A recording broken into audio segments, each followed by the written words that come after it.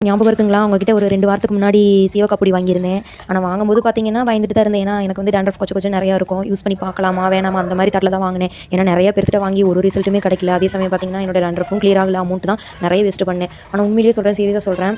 அவ்ளோ சூப்பரா இருந்துச்சு. நான் எதிர்பார்க்கவே இல்ல. நீங்க பார்த்தீங்கன்னா, மத்த பேஜ்ல நான் வாங்குனது பார்த்தீங்கன்னா, ஹேர் வாஷ் பவுடர் வந்து 100 கிராம் ரூ. 250 இந்த பக்கம் இவ்ளோ ரேட்ல தான் நான் வாங்கி யூஸ் பண்ணியிருக்கேன். ஆனா ரிசல்ட்டே கிடைக்கல. ஆனா நீங்க குடுத்தது பார்த்தீங்கன்னா, இவ்ளோ ரேட்டும் கம்மியா நாங்க வாங்கக்கூடிய ஒரு ரேட்ல தான் குடுக்குறீங்க. இவ்ளோ கம்மியா குடுத்துருக்கீங்க.